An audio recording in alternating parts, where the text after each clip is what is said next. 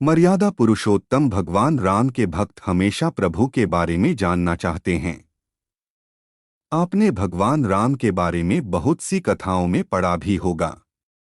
हालांकि आज हम आपको भगवान राम के बारे में नहीं बल्कि उनके धनुष के बारे में बताने वाले हैं। हर पड़ाव पर श्री राम के साथ नजर आने वाले इस धनुष को चमत्कारी बताया जाता है। श्री राम की कथा जब भी चलती है और राम रावण का जिक्र होता है तो उनके धनुष कौशल का भी जिक्र होता है। कहा जाता है कि राम के पास जो धनुष था वो चमत्कारिक धनुष था। क्या आपको इसका नाम मालूम है और ये पता है कि ये किस तरह से बना था?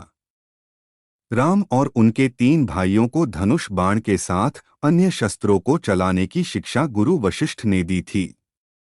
तब ये शिक्षा गुरुकुल में दी जाती थी। आमतौर पर सारे धनुर्धर अपने धनुष खुद बनाते थे।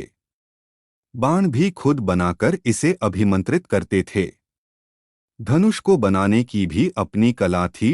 ये खास तरीके से बनाना आसान नहीं होता। वैसे ग्रंथों में भगवान श्री राम के पास 2 प्रकार के धनुष का जिक्र आया है। एक वह जिसे भगवान राम हमेशा धारण किए रहते थे। बांस के बने हुए इस धनुष को कोदंड कहा जाता था। इसे सिर्फ भगवान श्री राम ही धारण कर सकते थे। इस अलौकिक धनुष की विशेषता थी कि एक बार अगर इस पर कोई बाण चढ़ा दिया तो फिर वह लक्ष्य भेद कर ही लौटता था। जब तक बहुत आवश्यक न हो राम जी इस धनुष पर बाण नहीं चढ़ाते थे।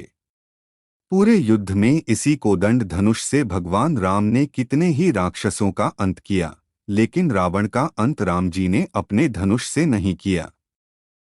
विभीषण ने राम जी को बताया कि प्रभु इस तरह तो युद्ध में कोई भी पराजित नहीं होगा।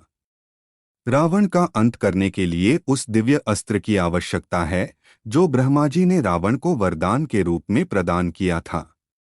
रावण ने इस दिव्य धनुष को मंदोदरी के कक्ष में छुपाया हुआ है। मुश्किल यह थी कि इस दिव्य धनुष को प्राप्त कैसे किया जाए।